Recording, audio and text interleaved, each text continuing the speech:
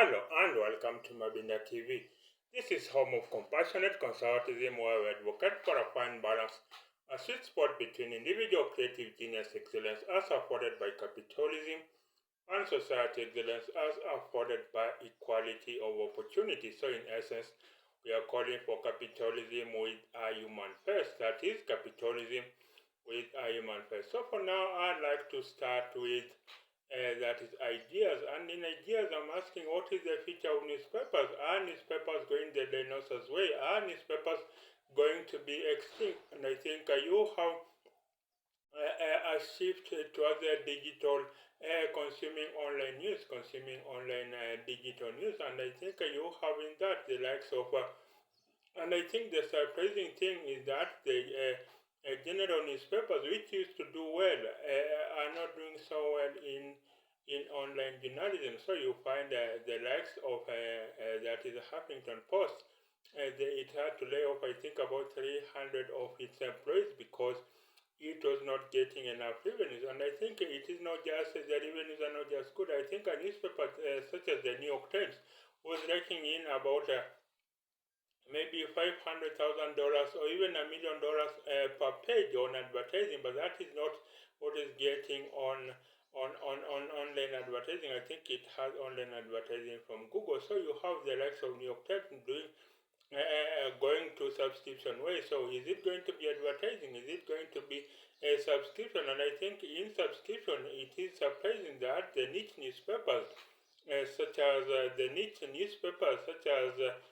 maybe Wall Street Journal or even Financial Times, Financial Post, Financial Times are doing better than the general newspaper. So you have Wall Street Journal. I think it is the most subscribed newspaper. I think it has about 2.5 million monthly subscribers. So I think this gives Wall Street Journal enough financial footing to be able to not need print, that is, to not need advertising. And I think how can these newspapers really, how can they transition to online digital content so that they can be profitable? And I think the New York Times, I think, has successfully transitioned to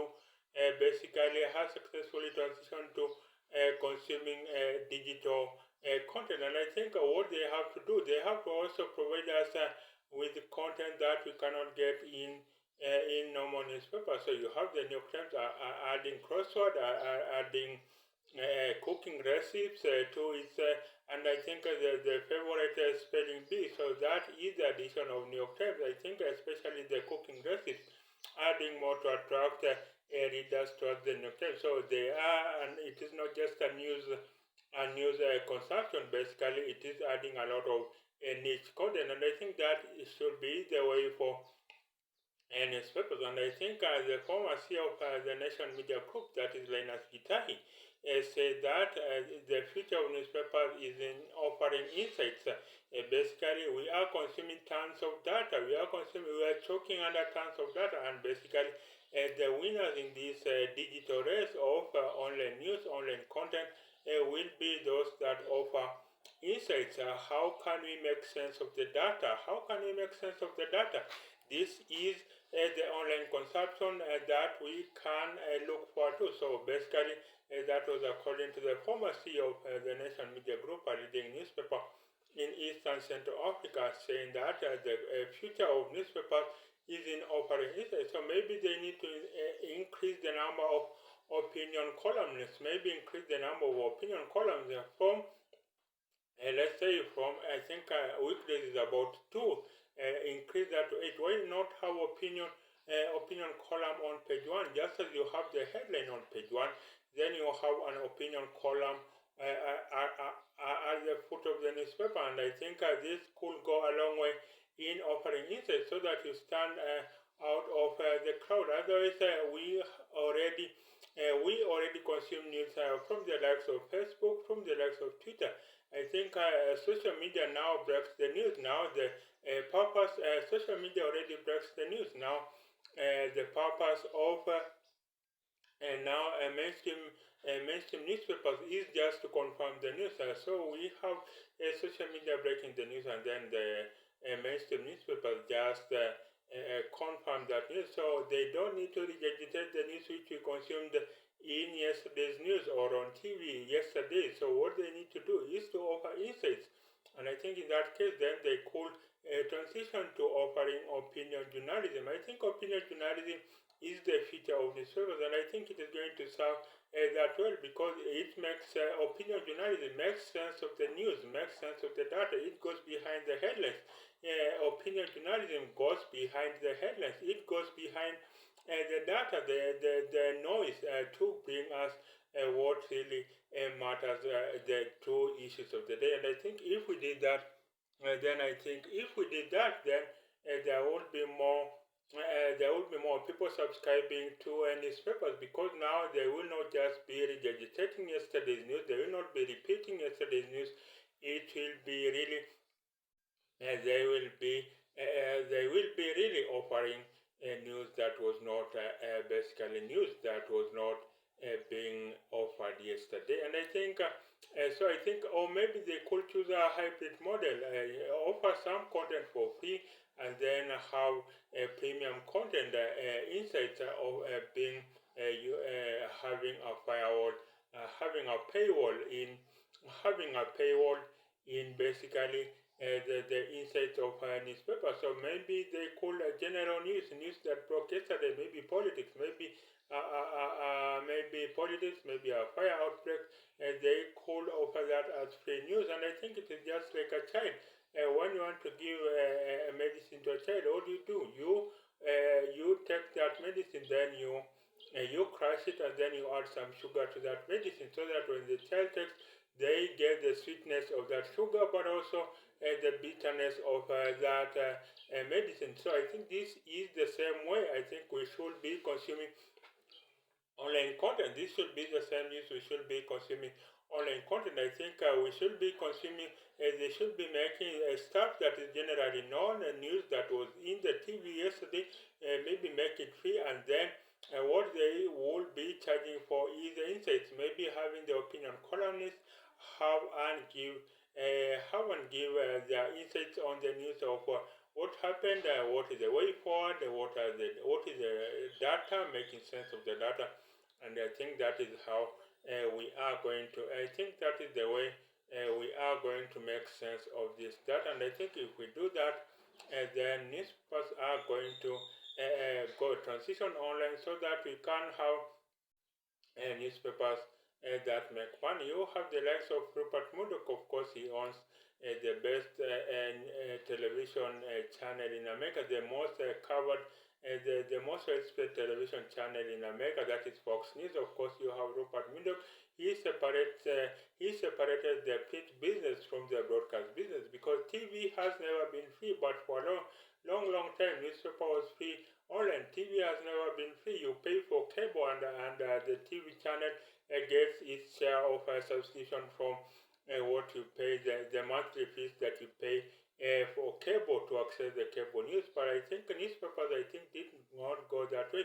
Or maybe what newspapers need to do is they need to be able to, maybe what newspapers should be able to do, they should be able to maybe have a consortium or an advertising consortium, so that you have the likes of New York Times, the likes of Financial Times, they come together and form their own advertising network, so that they can charge premium rates for the advertising. And I think in that sense, then they can maybe they are not getting enough from other advertising networks. So when they form their own advertising consortium, maybe they can get higher fees from that advertising. And I think in that sense, then they will be able to charge premium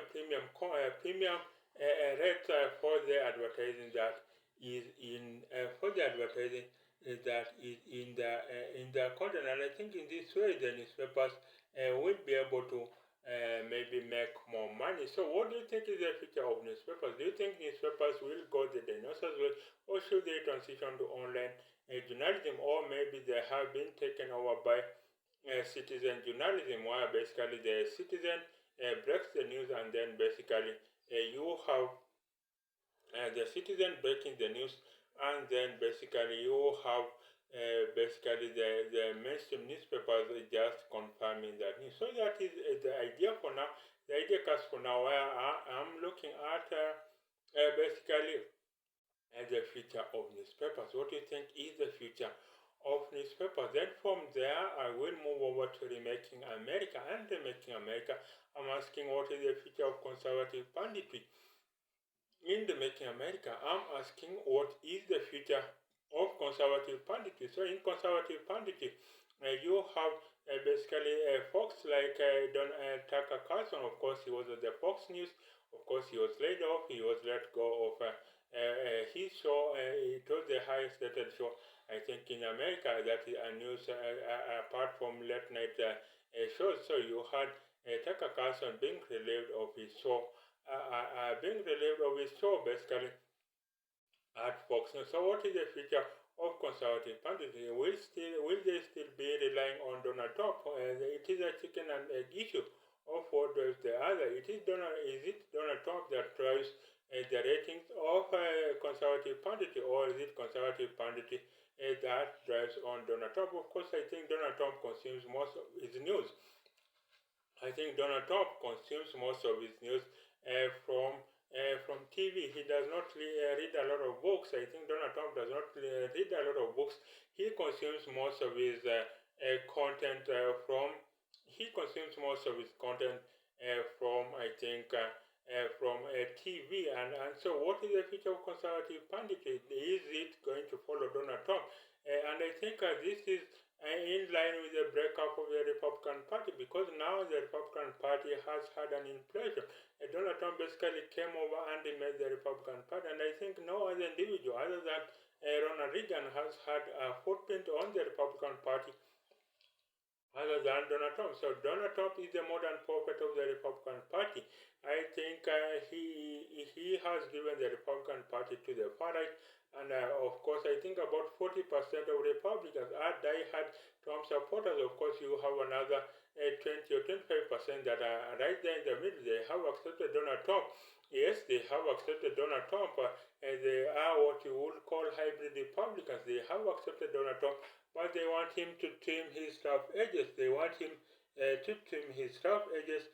They want Donald Trump to maybe round off his rough edges. Maybe yes, Donald Trump is strong on the economy, so maybe come out strongly on the economy, but also maybe be considerate of minorities in America. Of course, some Donald Trump has not described them in very palatable terms, has described them in very unpalatable terms in the recent past. Of course, they want Donald Trump, that is the hybrid Republican. They want him to continue leading the Republican Party.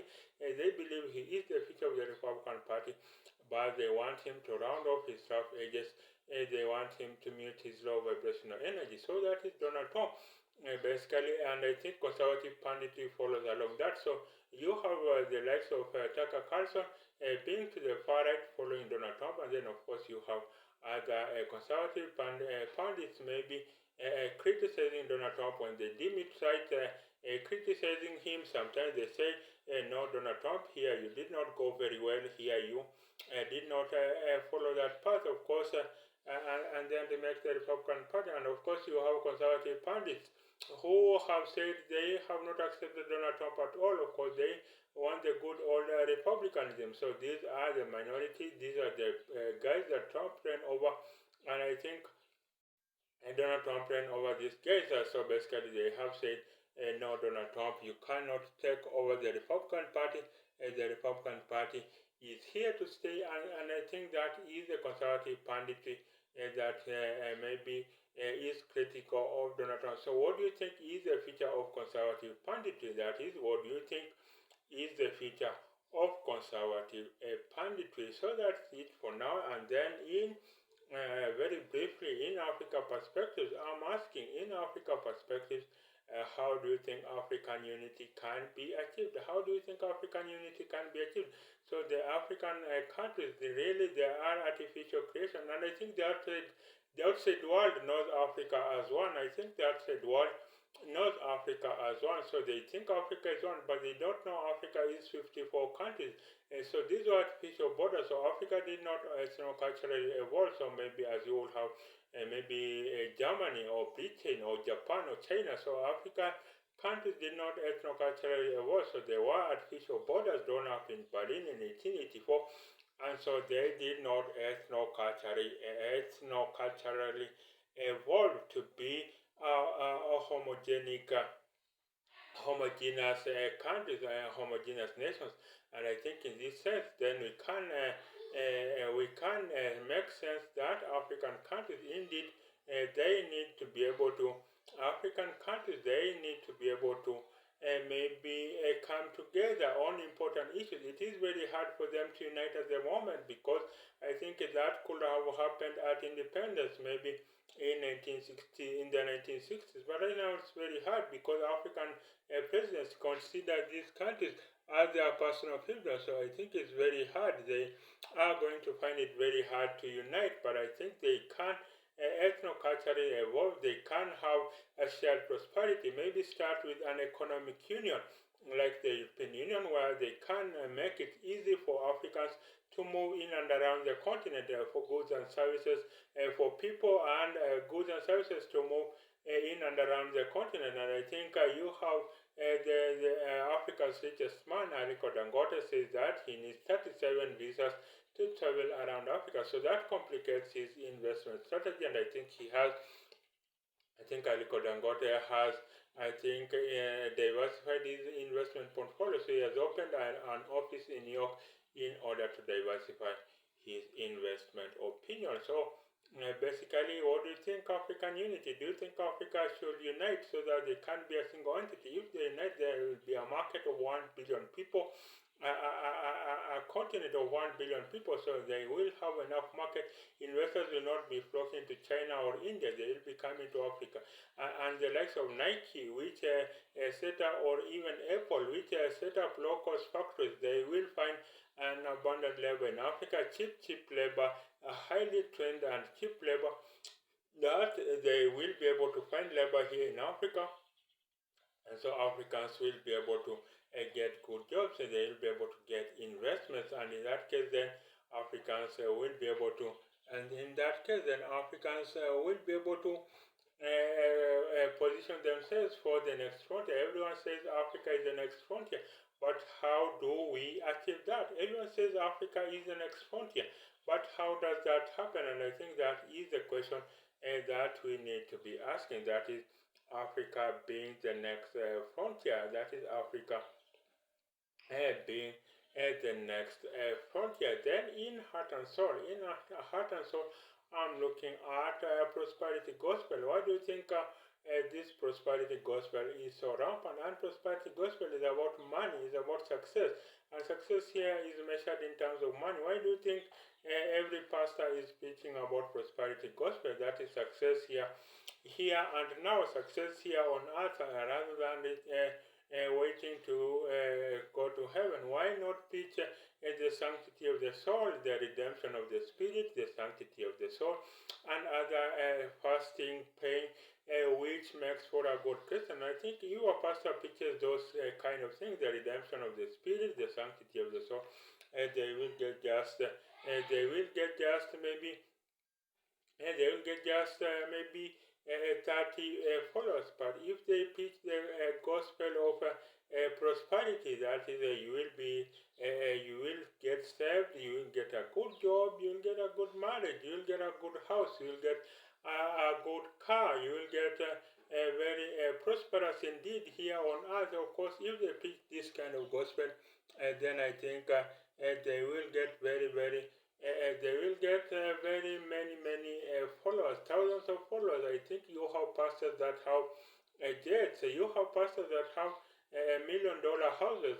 Have jets. They have their offices in London, in New York. They have their churches in branches in London, in New York, in Toronto, Canada, in Australia, Sydney.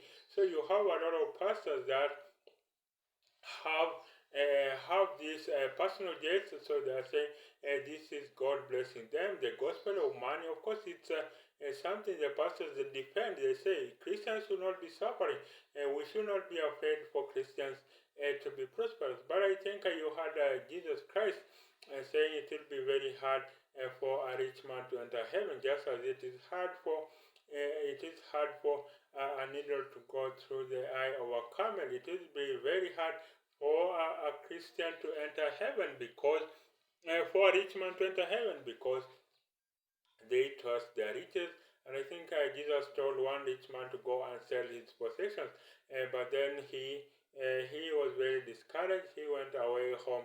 He went home away very very discouraged. So you let me know on what you think the future of prosperity gospel. That is, what do you think is the future of prosperity gospel? Do you think our pastors should be preaching this kind of gospel? So that has been Mabinda TV for now. This is home of Compassionate Conservatism, where I advocate for a fine balance as it's spot between individual creative genius excellence as supported by capitalism and society excellence as supported by equality of opportunity. So in essence, we are calling for capitalism with a human face. So bye for now. Till the next episode, and bye for now.